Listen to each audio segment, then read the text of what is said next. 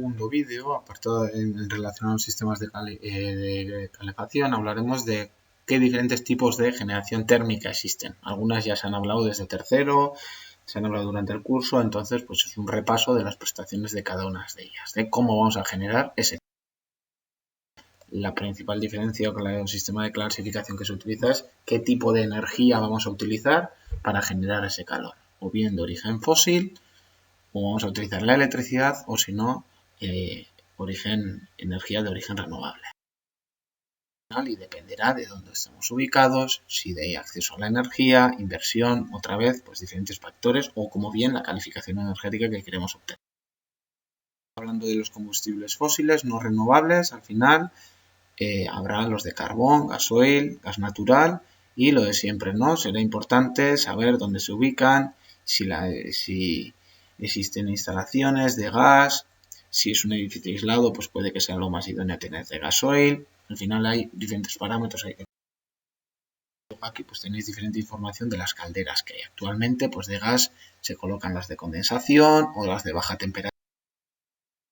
Aquí os dejo un link de un poquito para que veáis cómo funcionan las calderas de condensación para que alcancen esos rendimientos.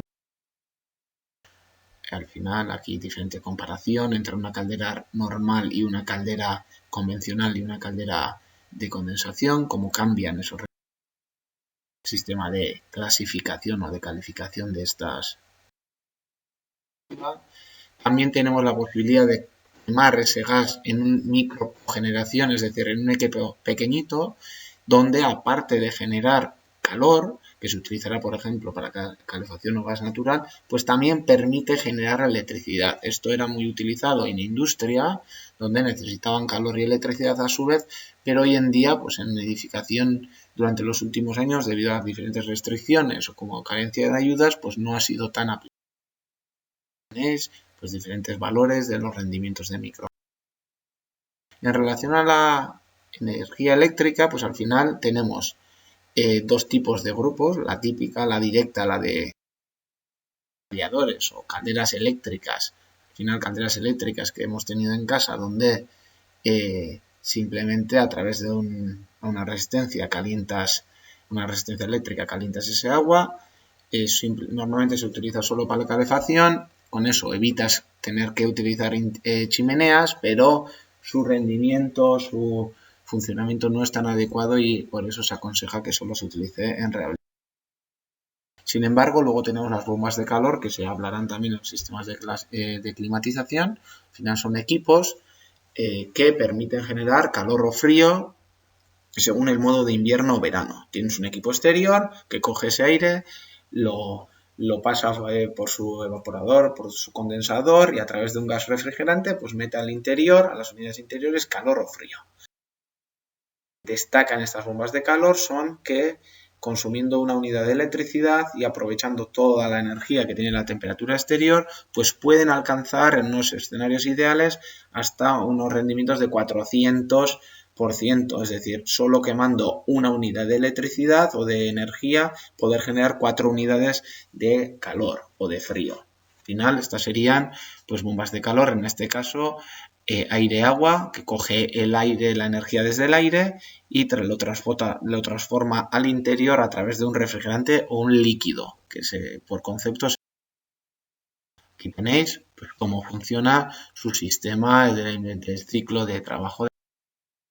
Luego también tenemos bombas de calor agua-agua, que sería tener un circuito de agua que se enfría o se calienta, pasa por la bomba de calor y luego hacia el interior metemos otro circuito de agua caliente o agua fría. Antes utilizábamos la energía del aire y ahora utilizaríamos la energía del agua. Esto en geotermia, donde tienes un circuito de agua y ese circuito de agua se va enfriando o calentando a través de la energía que facilita el terreno y luego aprovechamos a través de esa bomba de calor pues esa energía que nos ha cedido el terreno.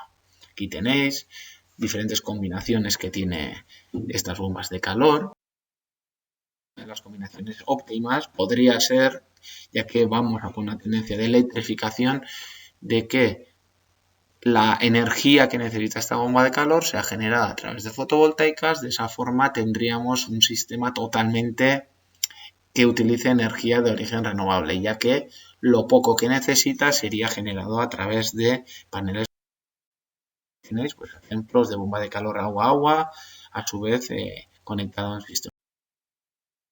Y luego uno de los elementos importantes que ahora está cogiendo auge también con la nueva normativa es la bomba de calor específicamente llamada aerotermia, que al final tiene una eficiencia muy alta, por ello se considera como energía renovable y sobre todo se suele utilizar para agua caliente sanitaria a baja temperatura o también para suelos radiantes. Tienes una unidad exterior, en el interior hay que colocar un depósito de ACS y luego tienen los radiadores o el agua caliente sanitaria. Entonces, pues es una de las soluciones que con el nuevo código técnico para cumplir el H4, pues de las más utilizadas. ¿Veis? Ventajas, desventajas. Pastilla, cómo funcionan, dónde se suelen de leña, ¿no? Al final, cuál suele ser su escala de trabajo y cómo suelen ser la alimentación. Diferentes datos de la densidad energética, es decir, cuántos vatios de energía le puedo sacar a cada kilogramo de material, pues si es de pellets, si es de madera, si es de astilla, para que veáis, pues al final influye muchísimo el tipo de combustible, de tipo de madera que vamos a utilizar. Aquí uno de los puntos clave para sistemas de biomasa, lo que nos diferencia en relación a la electricidad y al gas, es que tenemos que tener un espacio para almacenar y luego un sistema para alimentar esa caldera, es decir, hay que almacenar toda esa astilla o pellets y luego necesitamos un sistema automatizado para conectar ese almacenamiento con la caldera. Entonces, pues al final hay unas de cómo tienen que ser esos sistemas, esos silos, o si son prefabricados, si son de obra, cuándo hay que tener una logística de alimentación, cómo hay que ser, cómo tenemos que tener una conexión, cómo hay que calcular también un dimensionamiento de un silo con unos mínimos anuales y para ello, pues aquí os facilito cuáles deberían de ser las normativas, ¿no? Cómo hay que calcular, hay que considerar que tenemos que tener X demanda y con tal material, pues capaces de calcular de que un periodo determinado ese silo va a abastecer esa caldera para que nuestra vivienda tenga suficiente calor o suficiente agua caliente sanitaria.